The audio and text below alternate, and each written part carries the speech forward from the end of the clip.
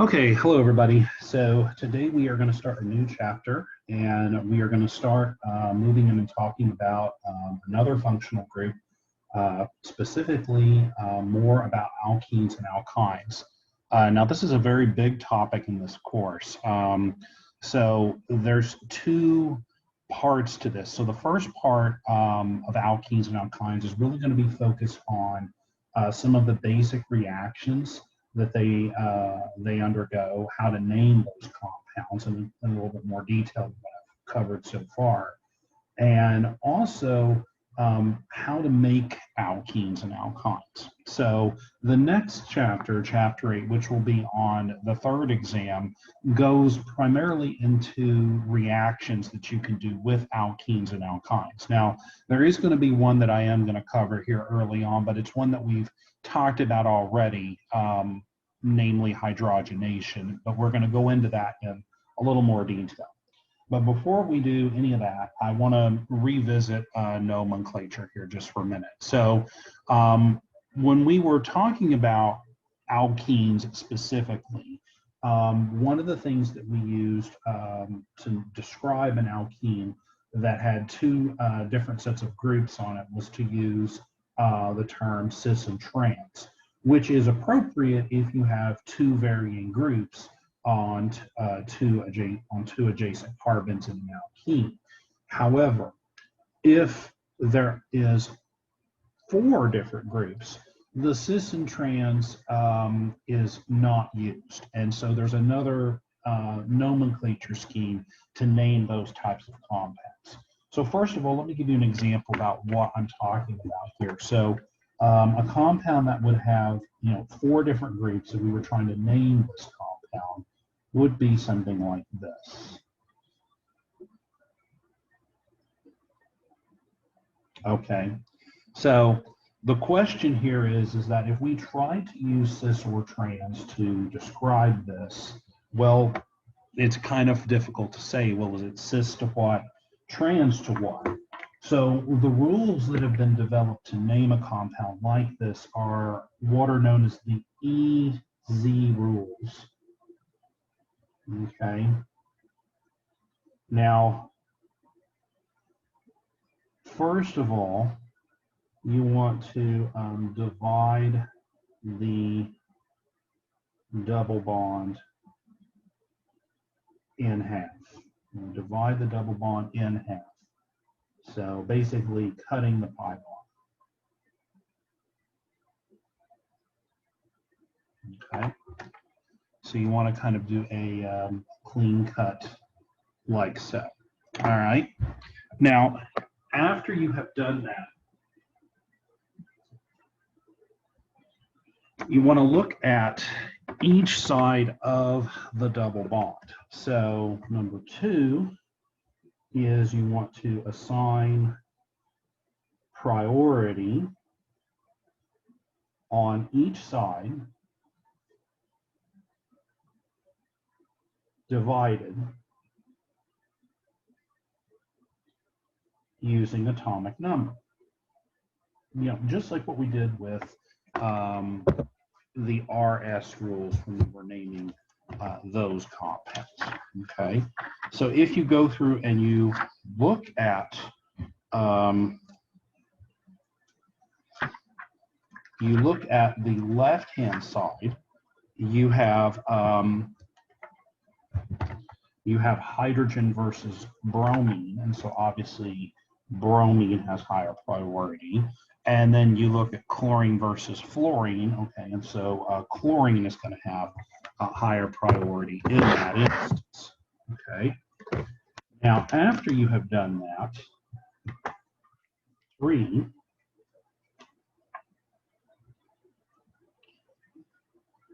is if the highest priority groups are on the same side. Now I'm going to use something corny here. So the same side. They're on the same side. Okay, so get the joke there. And that means we're going to label that as Z. Okay. Now, Z is coming from a German word, okay, which is zusammen, okay, which means together. All right, but nobody remembers that. Well, some people, but this is what you really want to remember here. Is we've got some corny little trick. So the same side. So this would obviously be that. And then the other one is, and this is even more corny, is the opposite side. I'm dead serious. This is how you can remember this stuff. And that one you would want to label with an E. Now, the E is actually coming from another German word, which is Entingen, okay, which means opposite, okay. And I probably butchered saying that, but you know that's where the words are effectively coming from. So if we want to name this compound, then what we would do is look up here and let's go ahead and just name it. So we have 2-carbon system. Okay, so this is some type of ethene. And then we have attached to that, we have a chloro, a fluoro, and a bromo. Now, all of those have the same priority, so we want to give the number to the side with the most substituents so that the sum of the numbers is the smallest possible. So that means we're going to want to have the 2 going with the bromine, alphabetizing it. 2 bromo dash 1 chloro dash 1 fluoro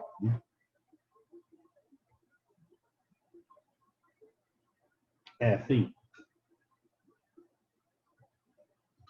And at the very beginning, you would want to put Z in parentheses on dash. Okay. Now, if we want to go the other direction, and you get some choice about this, so we want to draw E3-methyl-2-pentene, I would recommend by starting off by drawing 2-pentene.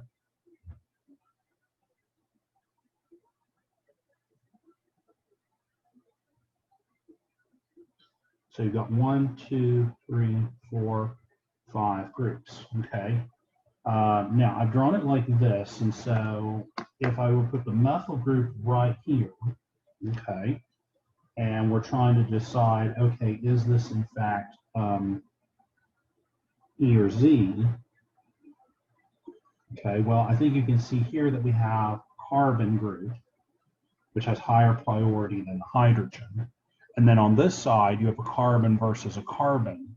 But this carbon is just bonded to hydrogen, and this carbon is bonded to another carbon, so this has higher priority. So opposite sides, so this checks out. So this is the correct isomer. Okay. All right. So this isn't super difficult to do, but you've got to be kind of comfortable, you know, applying it. Now, what if you wanted to draw the Z isomer? What would that look like? Okay, well, all you would need to do is you could either move this group up or you could exchange these 2 groups. And so that would give you essentially the same compound. So that would be an example of the Z isomer. Okay.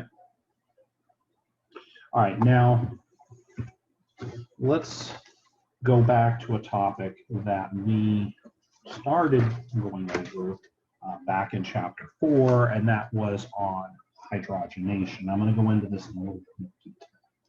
So, hydrogenation of alkenes. So, by itself, if you were to take an alkene like ethene,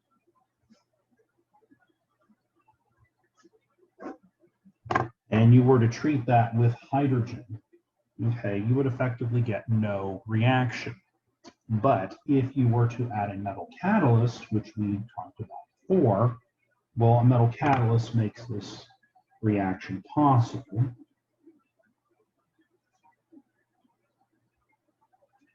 you end up adding hydrogens to that side of the double bond. Now, one of the things that's interesting about this is the stereochemistry is because the hydrogens add on the same face, we refer to this as syn addition, because they're adding on the same face. Now, as far as what the catalyst role in here is, I think we mentioned this, but I'll go over this again briefly. So the reaction, the way that it stands without the catalyst, has a very high activation barrier, okay, like so. So this is energy, and this is the reaction pathway.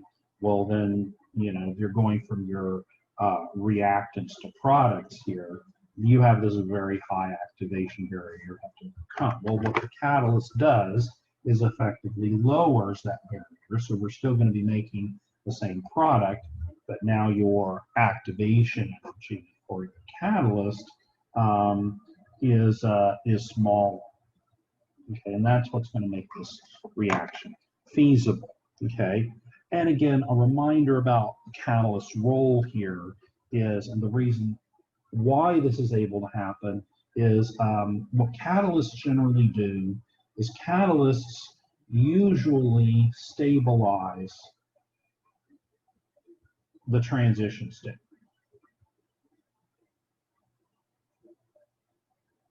Okay, in a single step reaction. That is what's happened. Now, some catalysts, like biological catalysts, can actually take a reaction and break it up into several smaller pieces that involve several catalysts to do one overall process. And that's not really what we're talking about here. We're just talking about a single reaction, okay?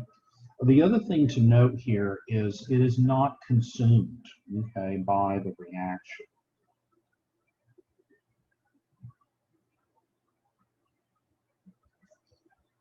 So a full equivalent is not needed.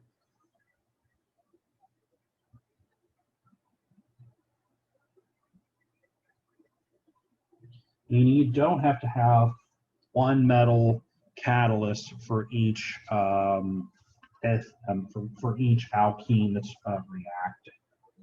Okay, so let's just kind of go through the mechanism here real fast. And this mechanism that I'm going to do is going to be kind of an illustration.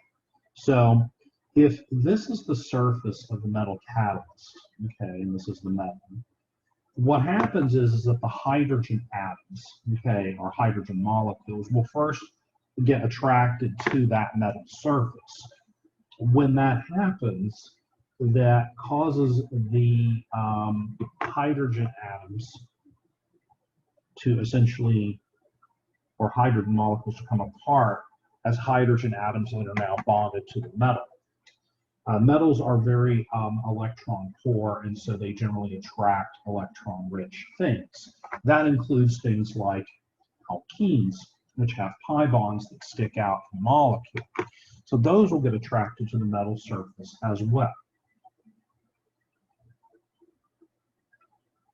So you'll have your alkene kind of interacting with the metal surface, okay, and you have these hydrogen atoms here that are kind of running around. And what they begin to do is they begin to react with the alkene.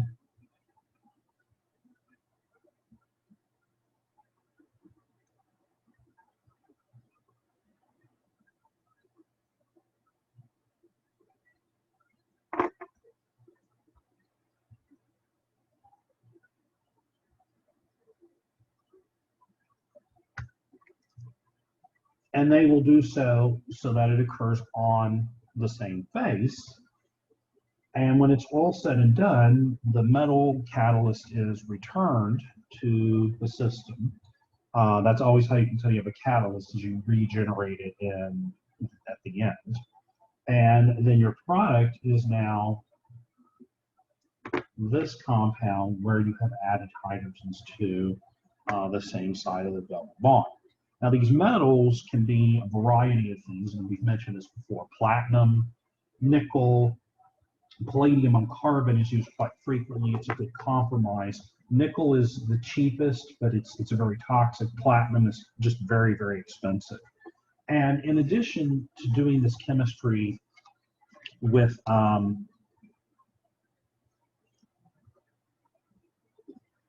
alkenes, alkynes can also be fully saturated. Alkynes can also be fully saturated using catalytic hydrogenation. Now,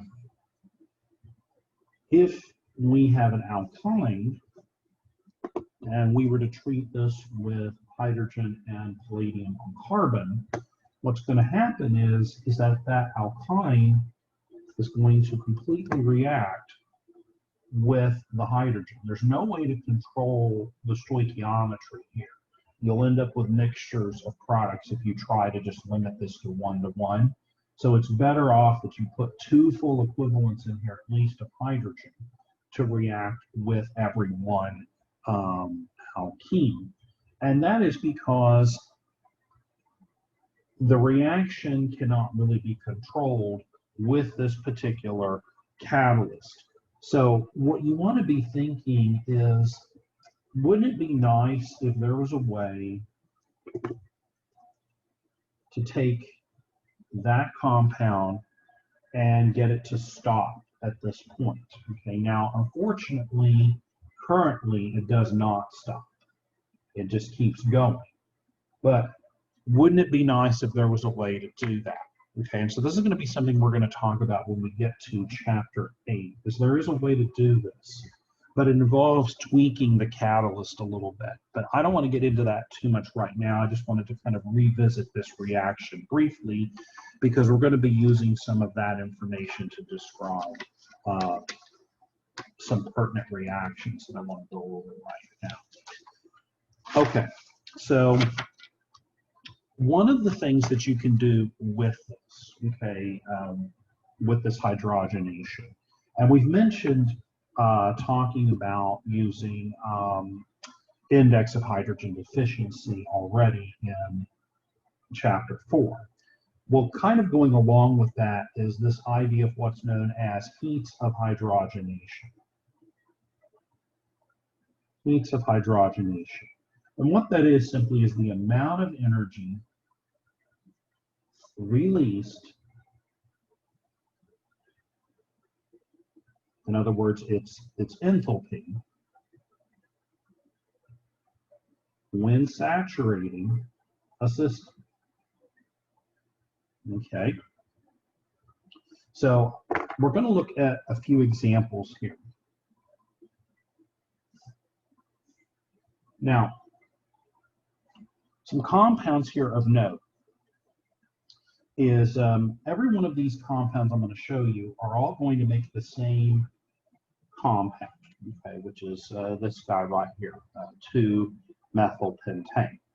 All right, and what I want you to notice here is that when I try to do this chemistry, this hydrogenation chemistry with something like this terminal alkene with a hydrogen and metal catalyst, that the amount of energy that's released here is about 125 kilojoules per mole of heat. Okay. Now, as soon as I move the double bond over, okay, so that we have like this cis compound, well, that energy drops a little bit. So doing the same experiment, the amount of energy that's released here now is about 120 kilojoules per mole. So about 5 kilojoules per mole less energy, which would suggest that this compound is more stable than the primary one. Then if we continue that analogy and we were to, let's say, move over to the to the trans compound now. Here, well, now the amount of energy that's released is about 115 kilojoules per mole. So another 5 kilojoules per mole of energy instability. And if we were to move the double bond over one more time, over to this position, okay, that you would see yet again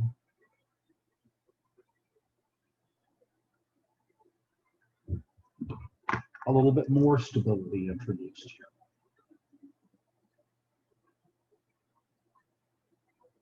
Okay. Now, looking at this, what is the general trend that we could say for this overall process? Okay. Well, the trend that stands out to me is that, well, whenever you increase non-hydrogen atoms here around this, in other words, this double bond becomes more substituted, well, that tends to make it more stable. So the more substituted,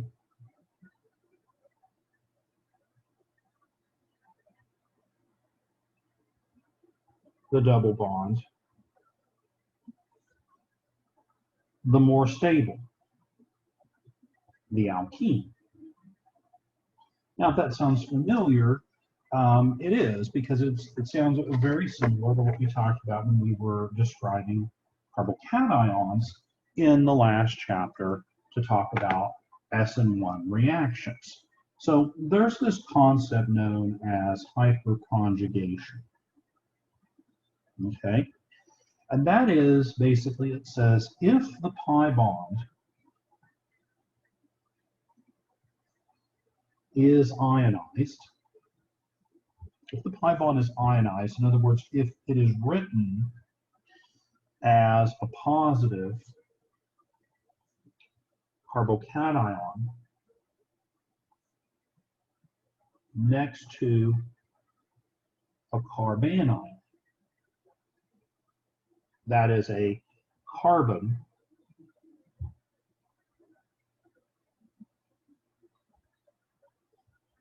with a negative charge. If the pi bond is ionized, written as a positive carbocation next to a carbanion, the more substituted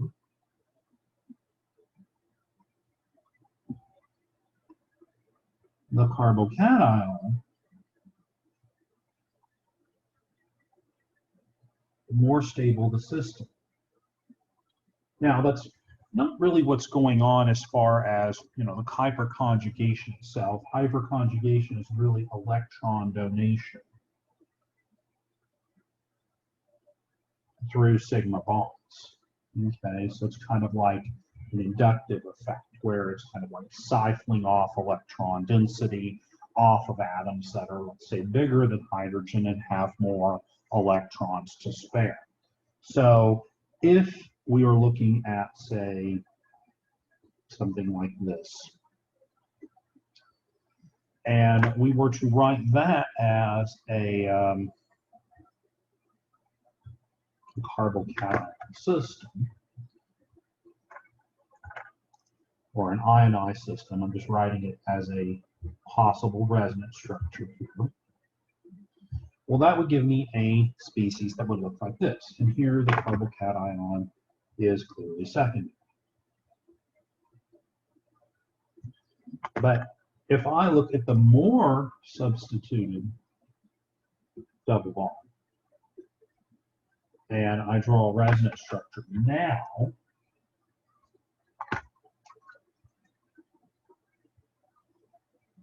showing the positive charge on the more substituted carbocation, or the more substituted carbon, well, now you have tertiary. And of course, you could have gone the other direction too. I'm just showing that it's possible to consider here this double bond having, having a more substituted carbocation species that you could represent through resonance. And this is really the best, one of the easiest ways to think about it at this stage. So that kind of explains, that phenomenon. but it doesn't explain the phenomenon in the middle, which is these two guys here, which is the cis and the trans compound. And as you can see, I've written on here more sterics and less sterics, and in my previous page of notes. And what that is really talking about is the fact that, well, if we're looking at a cis compound,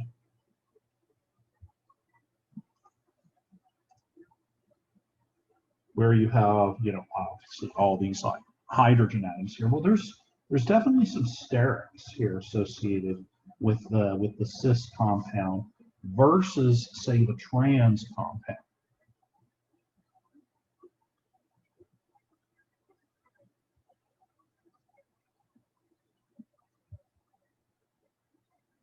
So in general, trans compounds tend to be more stable, as they generally have sterics associated with them. Okay, so that should make sense. All right. Now, if we're going back and comparing or making a trend of this overall process, okay, a trend for alkene stability, and this is going to be important in the next lecture. The most stable alkene is going to be the one that is the fully substituted, none of the atoms are hydrogen alkene. This is the most stable. Now, that's going to be followed by switching out one of those atoms with a hydrogen. Now, and it doesn't matter which one, because it's, you're still going to end up with basically the same situation in all cases, but that's going to be generally more stable than if you have a secondary system. And the most stable secondary system is actually not cis or trans, but is actually the terminal system. And the reason is because you could, again, draw that carbon there with a positive charge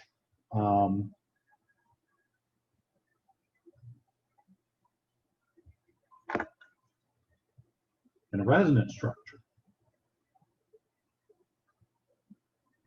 So you get that like tertiary carbocation hyperconjugation idea at work there. And so because that center is more substituted, it generally makes it more stable. Okay, then that's going to be followed by the next one on the list, which is going to be the trans compound.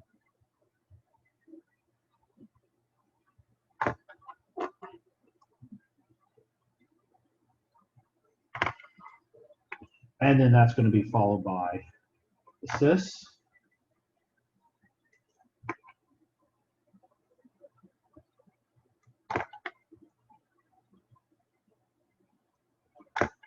And that's going to be followed by the monosubstituted.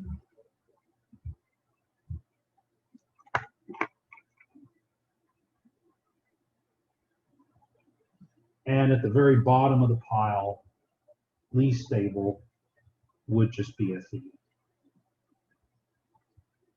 where everything is hydrogen. Okay? So this process, this being able to recognize which alkenes are more or less stable, is going to be useful in the next section as we start talking about how to make alkenes, okay, from alkyl halides. And so that's going to involve the introduction of a mechanism that is related to SN1 and SN2, okay? So we will get into that in the next lecture. So as always, guys, if you have any questions about this, feel free to post a comment in the comment section or send me an email, and I will get back with you as soon as I can. I hope everybody's doing okay, and I will see you guys in the next video. Take care.